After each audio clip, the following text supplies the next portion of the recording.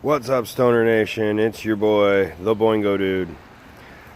We're gonna go with a random rambling video today. I'm sorry, I was going to take down notes and actually cover some real stories and whatnot, but forgot to do so, as stoners tend to do.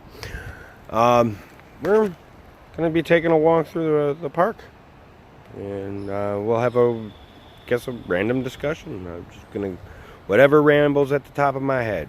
You know, just a simple little conversation between you and whoever happens to watch this. So, let's get this thing started. First off, I'm still very much upset with this whole backlash against the people of Starbucks for them literally upholding the law. I mean, yes, we're stoners and we break the law on a daily and maybe hourly basis, but you know, there are certain laws out there that deserve to be in effect and that need to be there. And one of the anti-loitering laws are simply there in place so that you don't fill up space, so that businesses can still make up money. Because what happens when you go into a restaurant and it's fucking packed and you can't sit down? You don't eat there, do you? No. And so, you know, if there's someone sitting in your restaurant and they're not spending any money, that space that's being taken up by they could be taken up by a paying customer. So I completely understand that. And so all this backlash against this is ridiculous just because of the skin tone. Oh my gosh. I don't get it. I mean, there was at one point in time where people were told, you know, you're supposed to be accountable for your actions. But now it's just depending on your skin tone will depend on how much of accountability you are held to. You know, me, I'm going to be held to the freaking strictest freaking set of standards because I'm a white single male. No. I'm a single white straight male. I forgot to put the straight part in there because that makes it even worse. Because heaven forbid I'm not a homosexual. I don't understand that either. The whole aspect of straight white males are the pretty much, I mean, granted, we've had this ever since I was a kid, the white devil, so it doesn't surprise me too much. That's a really pretty squirrel. Squirrel! But it's an interesting thing, that it's always been around, white devil, pretty much. It's what it is. It's just the new thing of cis white male and making it out to be, such a negative thing. It's just the new white devil. That's all it is. Well, we're going to be using our trusty corn cob today. Get our lighter out.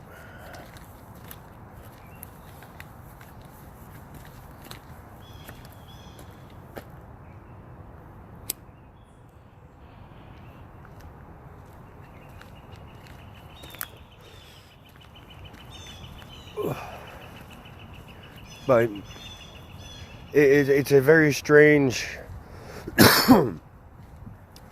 thing to be viewing at these time of days or whatever you want to call it. It's I myself in this day and age is finding it harder and harder to even try to ask a girl out on a date. You try and you think about it and you want to go up to her and ask, but then you don't know if she's going to try to say, oh, you sexually harassed me because you want to take me out on a date, which I'm hearing cases that happen, and that's the thing. If you're that insecure that a guy flirting with you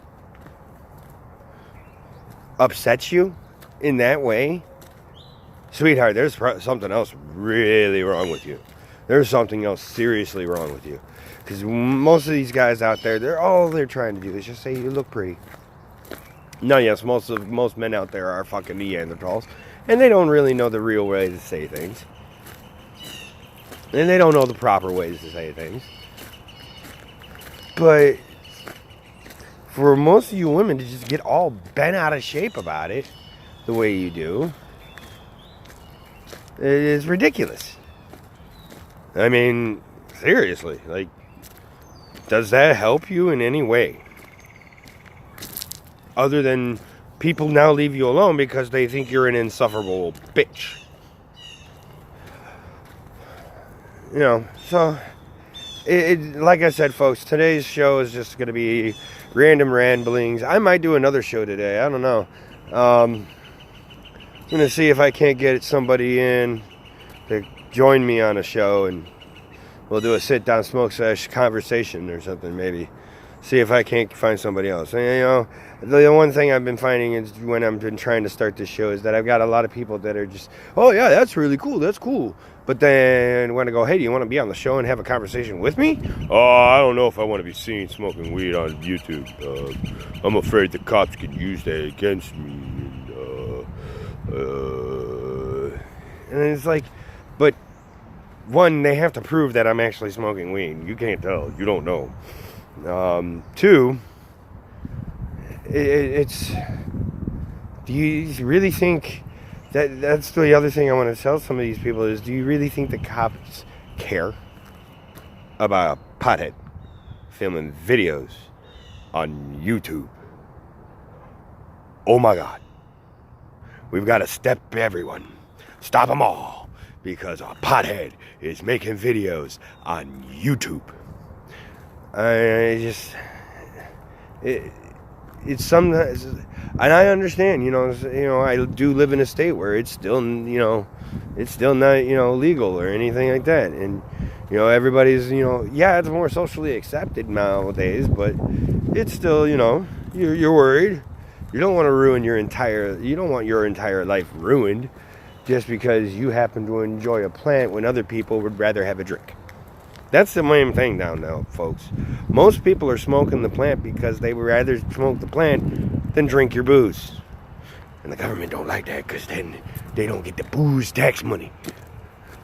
Which that's an whole other subject that we could get into, and then why not? Let's do it. So this is a thought I've been having for quite some time, and you know, it kind of baffles my thoughts. I've come to do some research and reading, and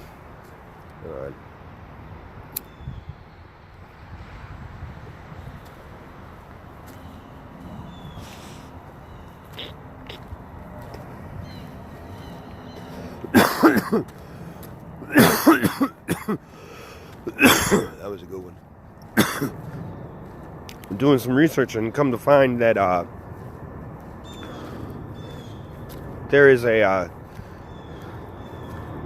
common theory, conspiracy theory, or whatever you want to call it, that prohibition against alcohol now. Prohibition went into effect against alcohol to institute the income tax. Huh? Now, let me get into this for you, folks.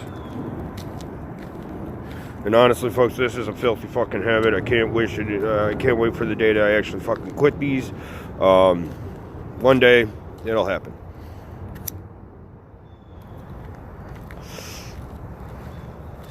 But, so as I was saying about the income tax. So, prohibition goes into effect. Government just lost a shit ton of money. Wow, what do you mean they just lost a shit ton of money?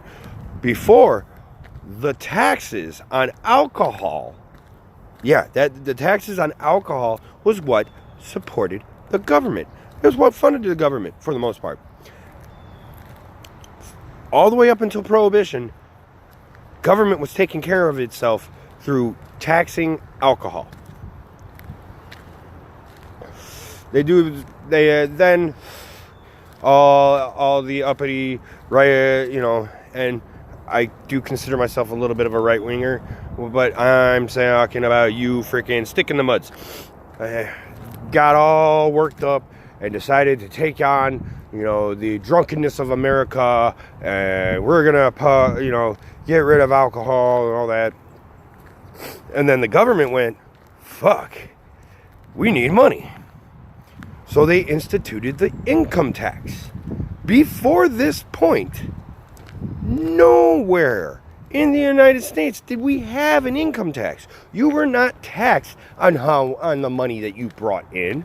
You were taxed on your property, I'm pretty sure, and you were taxed on, I believe there was probably like a census tax or something like that. I don't know. But you were also taxed on your goods. And that's how the government got its money to take care of us and do all the things that the government needs money to do. Now, income tax comes into effect. Da-di-da-di-da, a little bit down the road, everybody's still drinking behind everyone's back. Just like we were doing nowadays, everybody's smoking behind the government's back. Even members of government are smoking behind everyone else's back. So then they go, you know what? This alcohol prohibition ain't working. Let's change it. We'll bring it back. They're still making the taxes on alcohol though. Nowadays. I've looked it up. There are cities out here like where I live, or counties where I live, where you have a sin tax. And it's friggin' alcohol and tobacco have an extra tax placed on it, an extra sales tax placed on it, because I don't know if it's called a sin tax because it's sinful or whatever. And then I'm going to be like, well, the government's supposed to be a separation of church and state and all that, and we'll get into a whole other fucking argument. But, sorry, sir. But this whole thing on the aspects of tax revenue, they got their alcohol tax money back, but they're still implementing the income tax. Why? Because the government, like everybody else that gets themselves in some type of political power, are greedy bastards. There's no need for the income tax. We pay our taxes through buying our goods and services. It's just another way for them to get money from us citizens to keep us in a certain pay grades or certain tax brackets, or I just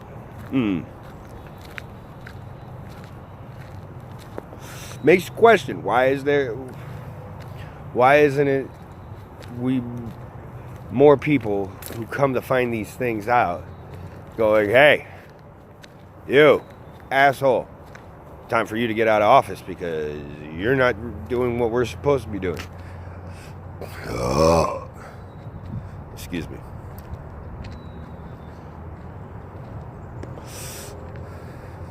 Like I said, folks, this is just a frank conversation while we walk through the woods. I don't know how this is, gonna go for stoners in the world, especially in this nation. I love America. I truly do love America, but in some aspects, America is really backwards. I mean, you look at cities like countries like Portugal, where they have it's drugs, all drugs across the board, decriminalized, less ODs. Why? Because even the hardcore drug users have a safe space to go to do their drugs, and there is volunteer medical staff there in case shit like that happens, or to make sure, hey, this is a way more than your normal dose, you shouldn't do this. I mean, that sounds like everybody I see on Facebook all the time, everybody's all up in arms about, they're giving Narcan to OD victims for free. And I agree with that one. I'm a diabetic myself, it costs an arm and a leg for insulin. Sometimes arm and leg in your firstborn child.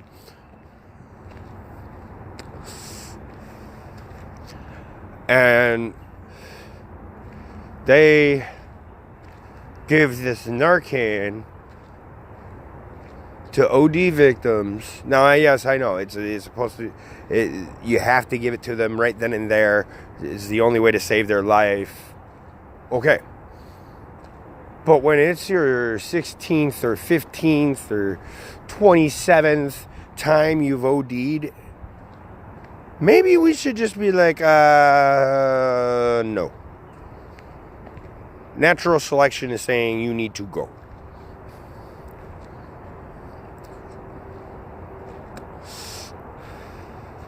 I don't know. It's a weird thought I have, you know. It's like I've cleaned up myself. I was once, a junkie in the aspects of I loved my fucking heroin, and I got clean thankfully to the help of some really, really good friends, and I sit here and I think about it and I go, well, if I ever had gotten into that point, yeah, maybe I would really like to be able to live, but I also sit and think, like, I've never OD'd, but if I would have, what, I don't think I would have kept going on. I mean, I would have realized I got a serious problem and I can kill myself. I like myself. I don't want to do that. So, I mean, in that aspect, I would say,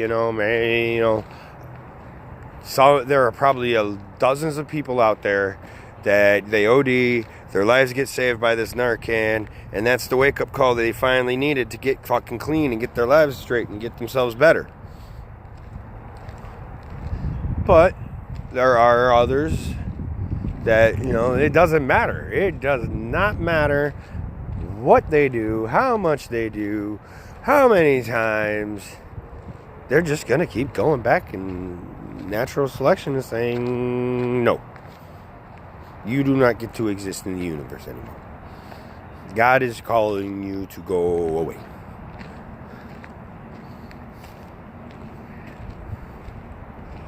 I just... Same thing with, the refugee crisis. Refugee crisis. Like, it's a crisis, one, that we created. Two, it's not our crisis. We shouldn't be involved. And I'm sorry, but this is one thing I do stand firmly on. You want to give refugees housing, food, cards, freaking medical services, all that. And there are dozens of homeless vets out there. I'm sorry, if you serve this, I feel honestly, if you've served this country, depending on the size of your family, your housing is provided. They give you the appropriate housing depending on your family size. So you're a single guy who works who's a career lifer in the military. Here's your studio apartment, because that's all you really need to get by. You're also going to be always overseas or on base or something like that. You got a bigger family. Here's a house. Because you serve this country, you shouldn't have to worry about where you're going to live. You live in this country. It should be like, here, you're going to join the military? All right. Here, you sign your 4-year contract. At the end of your 4-year contract, we award you your home. Or, make it longer. Like, here, sign a 10-year contract. At the end of your 10-year contract, here's your home. This is your permanent home. This is your home. And this is us saying thank you for putting in 10 years of service into the government. I think that'd actually be worth it. there'll probably be more people jumping up to go fucking join the military. There's enough freaking vacant fucking properties out there in this country. Shoot, you could take a freaking drive downtown Cleveland and freaking see how many freaking boarded up homes and houses. Government just start taking those up. Just start buying them up. And you put 10 years of service into the military, we'll give you a house. I think that would be a really great idea. Instead, we are going to bring, or well, at least Trump is trying hard not to do so. There's everything in his power to stop it. But, you know, they want us to bring in all these fucking Syrian refugees. Syrian refugees. Now, why are they Syrian refugees? Because there's a civil war in Syria. Because two different factions of a very violent religion can't get along. You know what they would have done with that in the old times? Nothing. They let them kill each other and figure out whoever was left. There you go. As long as they weren't fucking with the other countries, all the other countries would have been like, okay, figure out your shit. But now it's, you know, everybody's got to get involved in everybody else's shit.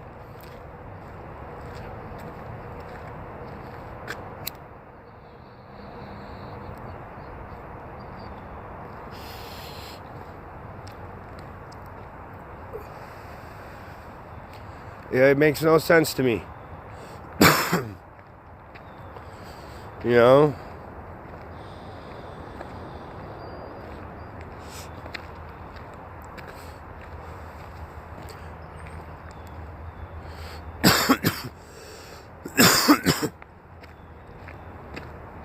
In the past, we would have been like, wait, you want to do what now? No, fuck you, go. You know, it took us getting attacked before we got involved in a world war. Both times. Well, no. World War I we got involved because of all the Apaxing, I believe. I'm really kind of rusty on a lot of my World War I history. But World War II, we stayed the fuck out until they hit us. Now, yes, there's those conspiracy theories about, you know, how, you know, they knew about the attack and they, you know, and the president knew about the attack coming, and that's why only, you know, a small portion of the Navy was stationed there, and he allowed the attack to happen so that he could actually get involved in the war. And okay, be that as it may, the American people would not support the war until we were attacked. We're like, that's their shit. They're over there. That is their problem. Their shit. Until it becomes our shit, we shouldn't be involved in it. Same thing over in Syria. There's a Syrian civil war because some people don't like Assad. Well, let them, and that's technically not a civil war, that's a revolution. And that's what our country was based on. Let them have their fucking fight. And if Assad wins, Assad wins. And then we have to deal with Assad. If Assad doesn't win and the rebels win, then we deal with the rebels. But we should not be involved. We need to go back to the old school ways of, no, that's your shit. Deal with your shit. That literally should be the new American motto. Deal with your shit.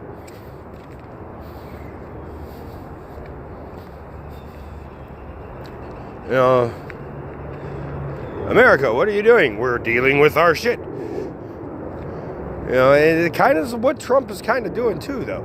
You know, with the tariffs and all that. And, you know, China, you know, has to now come to the table and actually have to have trade negotiations with us because we buy most of their shit. And yet, our stuff is taxed over the roof over there. We don't barely tax their stuff here. They have their number one distribution center is an American company. owned by the Walton family.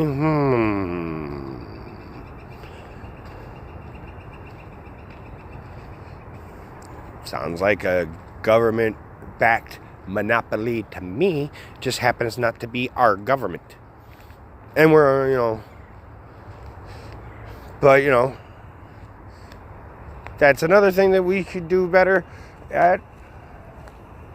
Is start being, I try to do it every time I go out shopping. I try to be more conscious. I look at the labels on the products, and I make sure that the products that I buy tend to be made, say that lovely words, made in the USA or made in America. I want to see those words so that I can at least know that in some way or another, some small penny or portion of that money is going back to this country. It is going back to the people. If we just, that's probably the number one thing we could probably start doing that would really turn this country around. It don't matter if you're left or right or anything like that. This whole country would be more prosperous if everyone just stopped and used their buying power and went, hey, I'm only going to buy products that are made in America, because that way I am supporting American businesses and American jobs. We had this whole push back in the 80s when I was a kid, and in the 90s, buy American.